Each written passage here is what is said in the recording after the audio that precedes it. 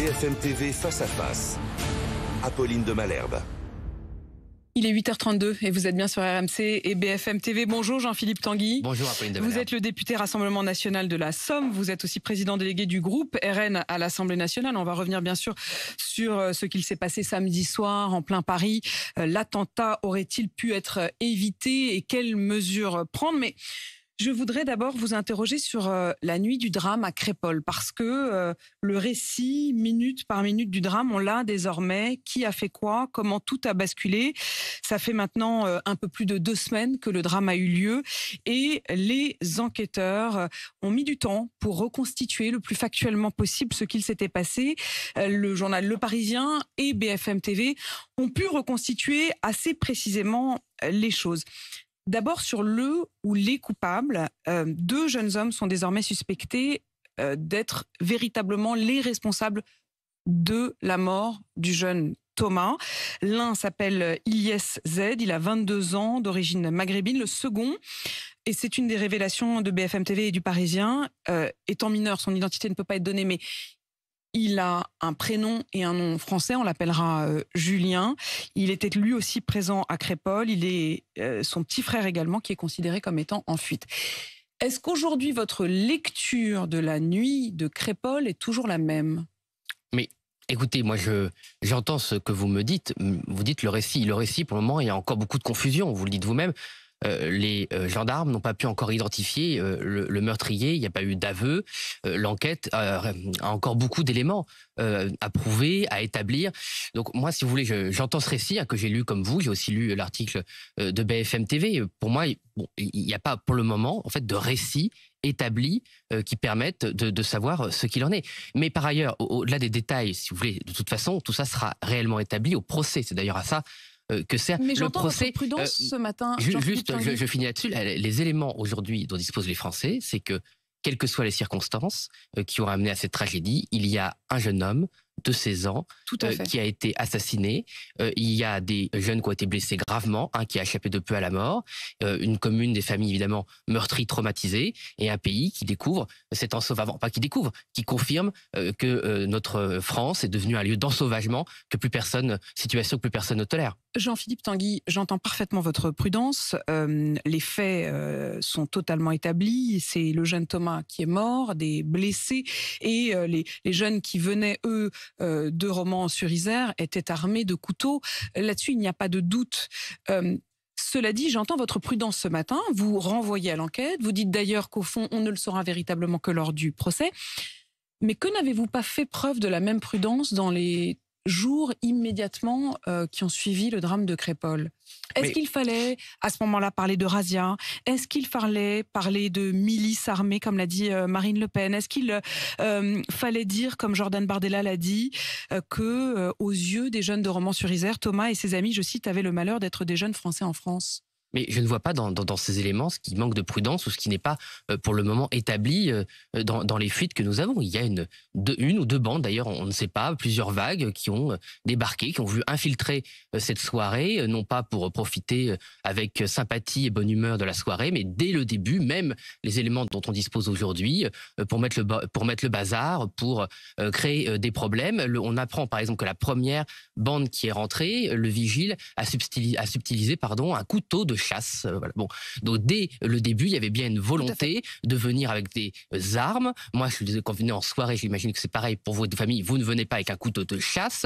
Vous ne venez pas pour vous mettre dans un coin et insulter tout le monde. Bref, pour le moment, voilà, je vois où vous voulez en venir, Madame de Malherbe, même si j'ai pas envie de surinterpréter vos propos, mais le Rassemblement national, Marine Le Pen et Jordan Bardella en particulier, sont toujours très prudents dans les commentaires des drames qui frappent notre pays. Nous ne faisons pas partie des mouvements qui font de la surenchère, qui veulent essentialiser dans un sens ou dans l'autre les victimes. Vous faites référence à Éric Zemmour et Marion Maréchal Le Pen. Oui, mais aussi à l'extrême gauche qui essentialise dans l'autre sens, qui essaie de donner, un sens idéologique aux tragédies. Nous, on prend acte malheureusement des tragédies qui frappent les Français. On est solidaire des victimes et on essaie d'analyser avec les éléments qu'on a. J'entends parfaitement ce que vous dites et vous avez été plus prudent je vous remercie de le dire. qu'Éric Zemmour. Au fond, d'ailleurs, on pourrait dire que Emmanuel Macron lui-même, en utilisant le mot d'assassinat à propos de la mort de Thomas, a lui aussi caractérisé les faits, alors qu'il n'avait pas non plus tous les éléments. C'est un cela assassinat. dit, La question, c'est la préméditation. mais cela dit, quand même, Jean-Philippe Tanguy, lorsque Jordan Bardella dit aux yeux de ceux qui étaient venus dans cette soirée, Thomas et ses amis avaient, je cite, le malheur d'être de jeunes Français en France. On peut se demander si c'est la première motivation. Je rappelle les faits qui désormais sont avérés par les enquêteurs. Il y a effectivement une poignée de jeunes qui arrivent dans ce bal, qui rentrent d'abord. Et sur les 450 personnes qui sont présentes dans cette salle de fête de village, tout se passe globalement bien. Il y a une ambiance un peu pesante, disent les enquêteurs, mais globalement, ça se passe plutôt bien. Jusqu'à la dernière chanson qui est passée par le DJ. Et à ce moment-là, il y a une bagarre qui éclate entre un jeune rugbyman, également prénommé Thomas, et un autre jeune, lui venant de la cité de Romans-sur-Isère, qui est traité de fillette par le jeune rugbyman qui se moque de sa coupe du cheveu, qui lui attrape les cheveux. Et assez vite, ils sortent tous les deux et les autres jeunes s'agrègent. Est-ce que là-dessus, ce jeune rugbyman aurait été également entendu dire « j'ai envie de taper du bougnoul », là où d'autres ont également entendu les autres dire « on va planter du blanc ». Est-ce que là, vous vous dites, au fond, il y a du racisme des deux côtés ? Mais écoutez, il y a déjà eu des témoignages, d'ailleurs, qui ont été pris en compte, après qui ont été déconsidérés, sur le fait qu'il y avait du racisme anti-blanc dès le début. Ils ont entendu, tout à fait. Et c'est noté, Madame de mais là Malherbe, encore, moi je veux bien, En fait, oui, moi je veux bien rester. Enfin, c'est pas des faits. Excusez-moi, il y a eu 104 auditions. Bien sûr, il y a eu 9 témoins qui ont dit avoir entendu « on va t'avoir petit blanc » ou « on va planter du blanc ». Il y a également une amie du jeune Thomas, non pas le Thomas qui a été tué, mais le Thomas qui est rentré donc en bagarre le premier, qui l'a entendu dire « j'ai envie de taper du bougnoul ». Voilà les faits. Madame de Malherbe, moi je veux bien, mais moi j'ai lu ce récit hier soir. Je me suis littéralement, on essaie d'expliquer ou de justifier ou de contextualiser le meurtre, la mort d'un jeune de 16 ans par couteau lors d'une fête parce que quelqu'un se serait fait tirer les cheveux. Donc, moi, écoutez, moi, je parle. Madame de Malherbe, moi, j'essaie de répondre à vos questions, ce qui n'est pas facile. Non, ce sont des fuites, Madame de Malherbe. Donc, moi, il y a un moment. Ce sont des fuites. C'est-à-dire, c'est une partie du récit qui fuite. Et on va. Et BFM TV. Mais je vous parle pas de vous, Madame de Malherbe. Je dis, il y a des familles en deuil. Ça fait plusieurs minutes qu'on parle ensemble, où je dois commenter du commentaire de fuite. Moi, je n'étais pas présent, personne n'était présent, des éléments fuitent. Quand ça n'arrange pas les gens, ils sont remis en cause. Quand ça arrange les personnes, une personne a entendu que ça devient le centre d'une discussion. Il faut maintenant, s'en remettre à la réalité. Cette réalité, c'est que des jeunes Français qui faisaient une fête de village ont été attaqués au couteau. Par d'autres jeunes Français. Il y a eu un meurtre, oui, mais des jeunes Français qui étaient là se sont fait attaquer au couteau. Il y a eu un mort, il y a eu un blessé grave, il y a des familles traumatisées, point barre. Voilà. Le reste, la justice l'établira. Les espèces de fuites plus ou moins organisées, on essaie de relativiser tout et on explique. Non, mais moi, écoutez-moi, justement, c'est que pendant les premiers jours, il y a eu une forme de aussi chacun a dit ce qu'il pensait. Aujourd'hui, on n'est plus dans ce qu'on pense, on est dans ce qu'on. Les médias aussi, on pose des questions, vous répondez. C'est-à-dire qu'on est toujours dans ce système, dans ce système. Mais vous, de manière générale, le système politico-médiatique où il y a, les hommes et les femmes politiques d'un côté, les médias de l'autre, où on répond aux questions, après on nous accuse presque de répondre aux questions. On répond aux questions avec les éléments que l'on a. Ni Jordan Bardella, ni Marine Le Pen, ni votre serviteur, ni personne du Rassemblement national n'a inventé de faits, n'a inventé de propos qui n'étaient pas rapportés. Je ne pense pas, et notre députée Lisette Paulet, qui est députée de la Drôme, était présente en parfaite dignité. Il n'y a jamais eu de récupération. Tout ça, ce sont des accusations de M. Véran qui n'a rien à faire et qui devrait mieux s'occuper des Français. Et excusez-moi, moi je pense qu'aujourd'hui, je pense aux familles, lire dans la presse ou par nos commentaires qui sont un peu longs, je trouve là-dessus, ce matin, qu'il y aurait eu un coup de couteau bascon, on a tiré les cheveux ou qu'on a dit à quelqu'un que c'était une fillette. Bon, le simple fait qu'il estime que traiter de fillette est un problème, ça pose quelque chose sur sa mentalité. La recherche de la justice pour savoir ce qui s'est passé. La justice, vous savez, c'est, et Marine Le Pen en tant qu'avocate et juriste l'a toujours dit, que ce soit nos adversaires politiques, que ce soit des gens que nous condamnons, nous on respecte le procès, on respecte la procédure judiciaire. Voilà, on a commenté des fuites, les journalistes font leur travail, c'est normal aussi de commenter l'actualité et d'informer les Français, mais pensons un peu aux J'ai familles. bien compris. Et voilà, cette relativisation se part quand même aussi, depuis 2 semaines. Mais moi, je ne vous accuse de rien. Moi, je vous dis ce que je pense. J'ai bien compris. Bah oui, mais enfin, vous avez quand même beaucoup commenté ce récit dans le Parisien.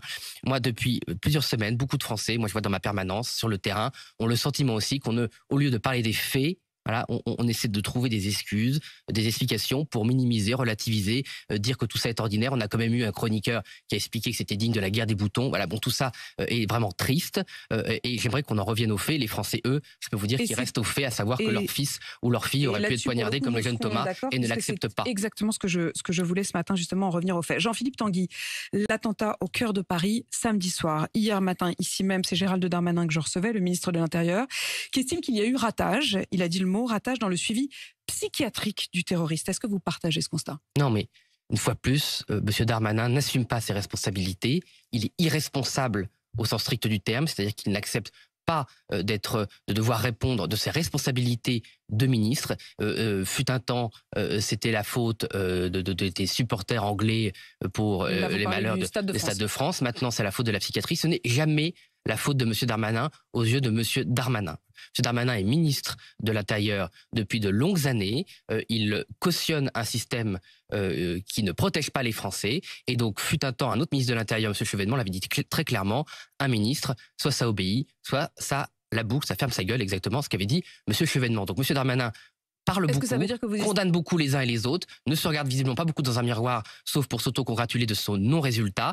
Et maintenant, ça suffit. On a eu, dans un autre pays voisin, la Belgique, un ministre qui lui a pris ses responsabilités, et parce qu'il y avait eu, je ne sais quoi, le ratage en Belgique, de la justice en Belgique qui a démissionné immédiatement. Les Français, je pense, et en tout cas, moi, je ne supporte plus ces hommes politiques qui veulent des responsabilités les plus éminentes de la République, celui de protéger les Français pour Gérald Darmanin, et qui n'assument rien, ne sont jamais responsables de rien. Et quand c'est pas eux, c'est les oppositions. Bref, Monsieur Darmanin, c'est vraiment l'irresponsabilité incarnée, et ça devient particulièrement indécent. Alors il précise, Gérald Darmanin, que les services du ministère de l'Intérieur ont, je cite, fait le maximum, et il estime en effet que tous les recours avaient d'ailleurs été épuisés, et de fait, l'homme avait été repéré, jugé, condamné. Il n'avait pas été libéré de prison plus tôt que la fin de sa peine. Il avait épuisé intégralement sa peine. Il avait ensuite été suivi à nouveau par notamment les médecins. Mais il n'y avait pas eu cette injonction administrative que Gérald Darmanin veut mettre en place aujourd'hui.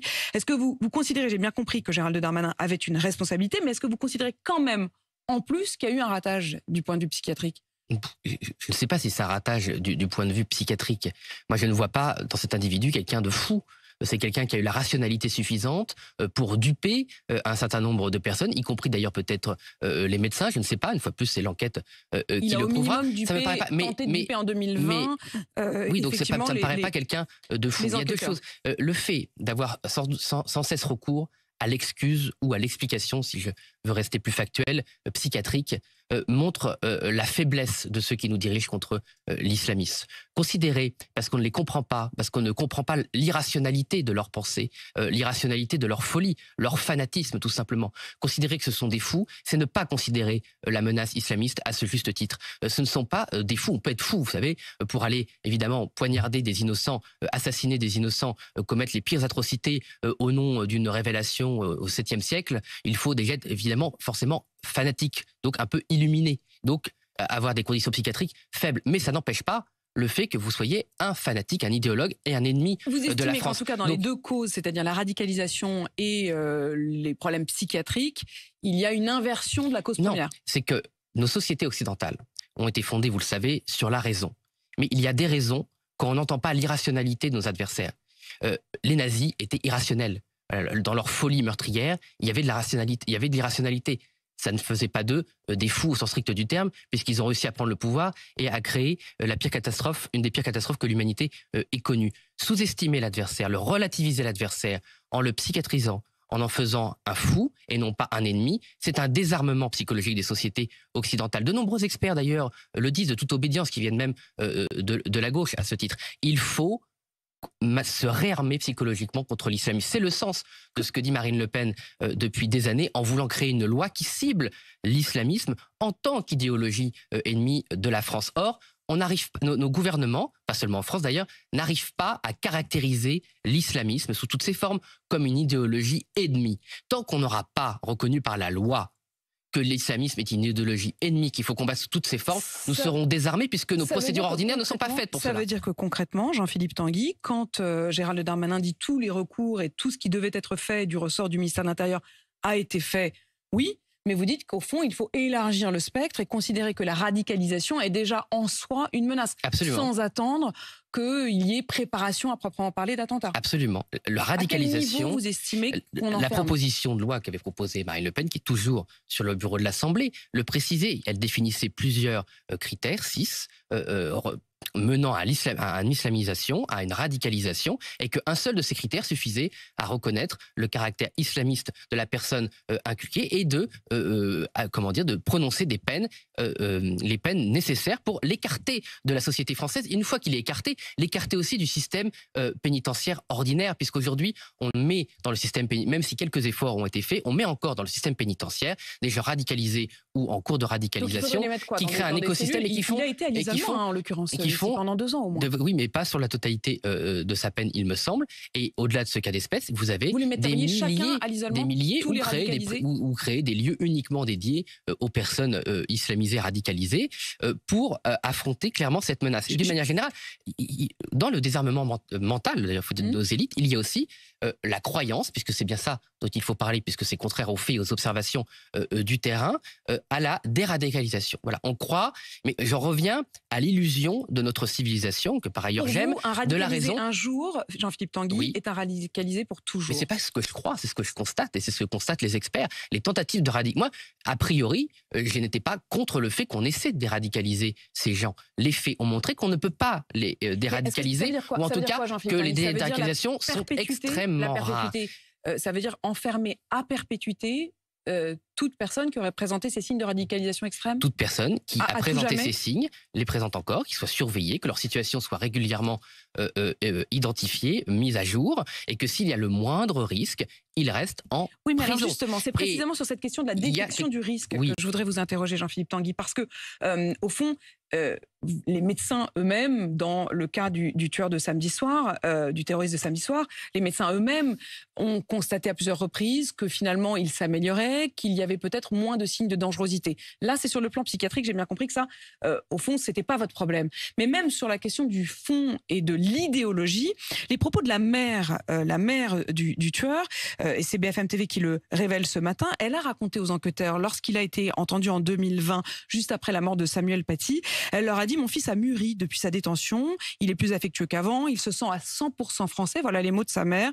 Il en est sorti de prison, avec un amour pour la France. Il me dit souvent que si les musulmans ne sont pas contents de la façon dont ils peuvent vivre leur religion en France, eh bien ils n'ont qu'à aller dans des pays musulmans. Lorsque cet homme affirme cela, y compris à sa mère ou aux enquêteurs, est-ce que vous auriez considéré à ce moment-là, c'est bon, il a purgé sa peine, il peut sortir? Non mais sa mère, par ailleurs, a fait d'autres déclarations l'ayant amené... Plus tard, mais à ce moment-là, vous l'auriez peut-être laissé sortir. Non, mais le témoignage de sa mère, par définition, une mère n'est pas objective par rapport à son enfant. Et personne ne peut lui en vouloir. Moi, mais il a également tenu ses propos aux enquêteurs. Hein. Ce qu'il faut, c'est qu'il ne doit pas y avoir, justement, vous l'avez dit, ça s'améliore, de signes disant que la situation va en s'améliorant. Ce qu'il faut, mais tout ça sera défini, par la loi, mais ce qui est sûr, c'est que cela doit être très long. Voilà. Il ne faut pas croire, même si c'est possible, que cela se fait en quelques mois ou même quelques années. Et surtout, il faut assumer